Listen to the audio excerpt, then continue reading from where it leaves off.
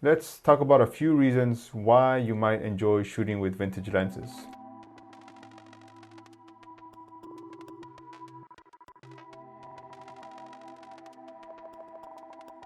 Now, I know most people won't watch half of this video, so I'm just going to give you the full list and then I'm going to go into why you should be shooting in this way. And I've made some notes. First of all, it's very easy. Secondly, they're super cheap. Third, there's a lot of variety and character to the lenses. Some of them have really amazing quality. The size factor, many of them are actually really small. And actually, they're really fun. I'm not sure you can count the fun one as something important to you, but I think photography should be fun and you should be having fun with photography, but maybe some people out there think otherwise. Anyways, let's go over some reasons why you should be shooting with vintage lenses or just give them a chance. Anyways, let's talk about a few of these reasons why you should give vintage lenses a try. First of all, they're very easy. Especially these days, mirrorless cameras are most popular. Now, it was true that in the past, shooting with vintage lenses could cause some problems with DSLRs. And that's true for some lenses, not for all of them, because the mirror might hit the lens itself. But actually, these days, so many people use mirrorless cameras, and they have something wonderful called focus peaking, which makes shooting with a vintage lens really, really easy. I mean, I really don't know how to put it anyway. Besides that, if you're a photographer, you should know how to manual focus. And yet so many photographers, beginner photographers, are afraid to manual focus, and there's really no reason to be afraid of it. I mean, yeah. Besides that, you can easily do this with an adapter. Now, depending on your camera, you're going to be using different adapters, but they only cost around $8. I've seen some higher end ones go for like $20. I just use the cheap ones. I mean, when it comes to equipment, usually expensive is the way to go, but for things like adapters, there's not really going to be that much wear and tear in them, so $8 is fine with me. And all you have to do is search for the type of lens that you're using. For example, I like to use M42 mount lenses, and let's say I want to adapt them to my Pentax K50 or something, so I just search online for M42 to Pentax K mount or something, and voila, that's the adapter you use. Not very hard, very cheap, very affordable, and with focus peaking. Next reason why you might want to try using vintage lenses is actually the price. They are very cheap for the most part. You can find some real fun lenses such as the Industar 52 for like $8, $10, $15 on just online, generally anywhere. You can find many of these in the vintage stores, or you might find some dusting off in your attic or your friend's house or a garage sale. And actually, some of these lenses, especially the more expensive vintage lenses, which aren't that expensive compared to like modern lenses, I think some of them, they hold their value pretty well. So let's say you buy like a high-end vintage lens and it costs like $200. Chances are, like in the future, you could sell it again for $200. So they really hold their price very well.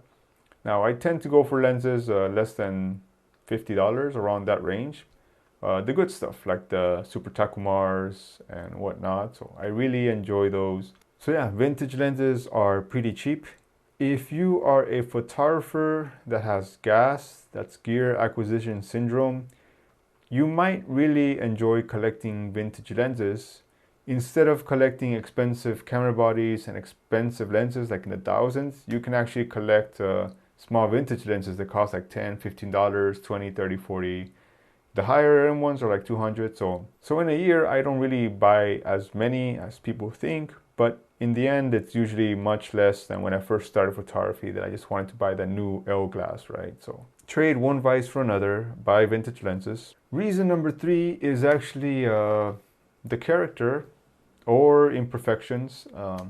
The thing is, there's a lot of variety with these old vintage lenses, but like nowadays, lenses these days are much better, of course, but they're just kind of chasing perfection. Like everything has to be sharp, all the corners have to be perfect, all the lens fall off has to be like just non-existent, and chasing perfection for me is really boring and sterile and not fun, not interesting. And they're also really expensive. But like a lot of these vintage lenses just have a character to them that you won't get anymore. Like you won't find lenses like these ever again. For example, the Helios 44-2, that's a Russian lens, but it has this very swirly bokeh. And I think the Helios is like the most well-known vintage lens because like so many filmmakers, so many photographers like to use it because it's really cheap. You know, it's like less than $50. At some point it used to be like $20 and then YouTube made them really popular. So you won't get that swirly bokeh from lenses these days. Like I say, they all just chase perfection. Another one is the Pentagon 50-1.8, and that one has like some really huge kind of bubble style bokeh. You know, I'm part of a group shooting with vintage lenses. They're always posting pictures of that lens. I mean, it's mostly flowers, but the bokeh on that lens is like super amazing. It's much harder to find here in the States, but like if you live in Europe, it's quite easy. In fact, I got mine from Europe and it cost me about $15. You know, I think the shipping was free, but it was well worth the wait. And it's awesome. You know, it's a great lens. So awesome bubble bokeh. You can't get them anymore. You can't get, I mean, you can get that lens, but you can't get lenses like that anymore. And of course, some of you know that one of my favorite lenses is a Super Takumar 51.4, and that kind of bokeh is just like really buttery, kind of blends in with the picture sometimes. Hard to focus, even with the focus peaking. But when you do, you nail it, it's just so worth it, you know. And that kind of lens, I got it for like $40, and if you want a lens like that, like a 51.4, you're gonna spend at least $400 on lenses these days for a subpar quality one. Like if you want a really good quality one, you're looking to pay more. I have the Canon 51.2 L lens, and I usually just use that one for like weddings and receptions, or that kind of work. But pretty much almost all the time, 51.4 Super Takumar for me. But yeah, as I was saying, these vintage lenses have a lot of imperfections, but for me, they are character. Like some people don't like it, but that's fine. Especially Russian lenses, because many of them were like manufactured in different factories, but they were all making the same lens, so they have some different quality to them. They're all a little bit different, but still the same. And they also have something called the vintage glow, which I'm sure you could probably reproduce in Photoshop, but when you shoot with these old vintage lenses, they have this kind of glow to them. I can't really explain it. Maybe I can show it. It's really hard to explain. For me, it's part of the character, and since I shoot like a lot of neon noir style photography, I think it matches my style pretty perfectly. And I know a lot of people think older vintage lenses don't hold water compared to like more modern lenses. I'm not gonna dispute that modern lenses are better because, you know, if you're spending like $3,000 on a lens, it's pretty sure it's going to be much better than a vintage lens. But you're also paying around $50 for like these old vintage lenses, you know. So some vintage lenses are actually way better than the lower end modern lenses. Like for example, the Zeiss Planar 1.4. That's really awesome lens. Probably find it around 200 on eBay. Like that's the last price I saw one before. Another good example would be like the Super Takumar. I am especially fond of the 55 1.8. I got that lens for like $30, you know. And these lenses, their quality is actually really amazing. Like they're all solid metal construction, none of that dingy plastic stuff. You drop it, it's not gonna break. It'll probably break the floor. I'm not really afraid of the glass shattering all over the place either, to be honest. You've seen some of these lenses, but they're really good quality lenses that are built to last, and they've stood the test of time. I mean, they're from like the 50s, 60s, 70s, and they're still working. So very good quality, not just construction, but like optically, they're really amazing quality, unless you like real true pixel peeper, which, as you know, we have no, this channel is not for pixel peepers. You know, this channel is about photography as an art form. The only thing you have to deal with, of course, is you're lacking the autofocus. But like I say, most people just walk around with their lens. They're not out shooting sports or birds or wildlife, you know.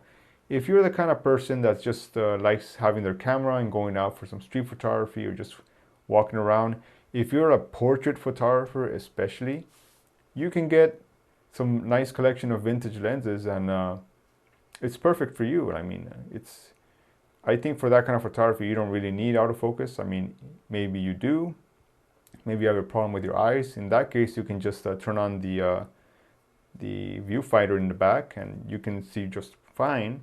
If you are this kind of photographer, then vintage lenses are a perfect match for you. In fact, regarding price, you can build a very nice collection of vintage lenses if you're a beginner, probably for less than 200 bucks. I mean, I admit older vintage lenses that are wide primes are not the greatest. Zooms, maybe not so either, but anything like around 35 and above is usually really good quality. So I recommend like a 28 Pentax lens, maybe another 35. I really like Pentax, by the way. Your choice. You can buy a 28, a 35, a 50 millimeter, an 85, a 100, and a 135, and probably all this would cost you less than $200, you know, plus the adapter, which is like $8. So just like that, if you're a beginner, you can buy this collection of lenses, and you have one lens for every occasion.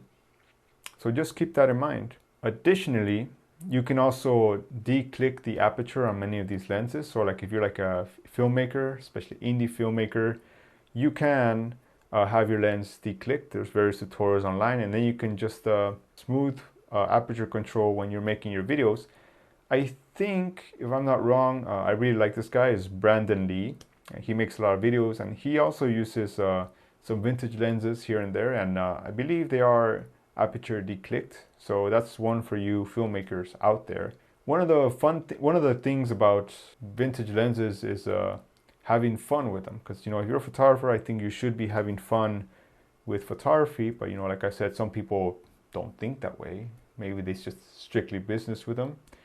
But part of the fun with vintage lenses is finding all these different combinations of lenses and bodies, you know, especially like mirrorless cameras. If you have like a Sony, you have like a Fuji, or whichever camera you're using, you can just try these different lenses on your cameras to get different effects that you would have otherwise not known about. I love finding a vintage lens like in a pawn shop or like a open market or something. Costs like $10. You adapt it to your camera, and then you just kind of see the results. You know, like sometimes you get some really amazing results. And for those people out there that are worried about quality, you know, if you shoot a lens like an f8, pretty much every lens is gonna look the same. That's just my opinion, my thoughts. Anyways, photography should be fun. You know, it's like you're a photographer, you should enjoy what you do. And you know, this channel is about photography as an art, so you should be having fun with photography. And I really have fun collecting vintage lenses and adapting them and just trying them out under different conditions to get different results. And I highly recommend that, even though some people might think that fun is not a real reason for shooting vintage lenses, you know, it's like a gimmick or something, but it's actually really important because you should enjoy what you do. And additionally, one thing most people don't take in mind is a lot of these vintage lenses you can experiment with. Like I have the Helios 42, but I have, since it's so cheap and it's easy to take apart, I have the front element reversed. So it gets like this really crazy effect. It's hard to explain, but you can experiment with old lenses this way, like removing, like modding them, changing the elements, declicking them, as I mentioned before. And I'm not so worried about it because I probably spend like $20 or $30 on the lens, you know, and it's quite easy to take apart and put back together. You could also buy like reverse macro tubes, and you can turn your vintage lens into a macro lens, you know, for fun. You have an additional lens right there. So yeah, that's really all my reasons why you should be shooting vintage lenses. I mean, maybe I'm one of the minorities here. There's a channel I really like, Mathieu Stern. I don't really know how to say his name, but I love that guy's channel. You know, I'm gonna give him a shout out. I don't have as much fun as he does because apparently he has a lot of money to throw around and buying these like super expensive old lenses, and I just don't. But if you like vintage lenses, give his channel a look-see. It's quite fun, and I'm really glad there's some photographers out there that like vintage lenses, you know, because I like that it slows you down. And oh, I don't even know if I mentioned this, but having external aperture control is pretty nice. You know, some cameras, especially like mirrorless cameras, you got to go into the menu to change the aperture and stuff, and that's really annoying. But if you have a camera with external aperture clicks or declicks, it makes shooting way much easier for me. Like I wouldn't be worried too much about manual focus either. Like after some point it just becomes second nature. Like I don't think I missed a shot in a long time. But then again, I'm not going around shooting birds and stuff. So anyways, thanks for watching this far, and I'll see you around.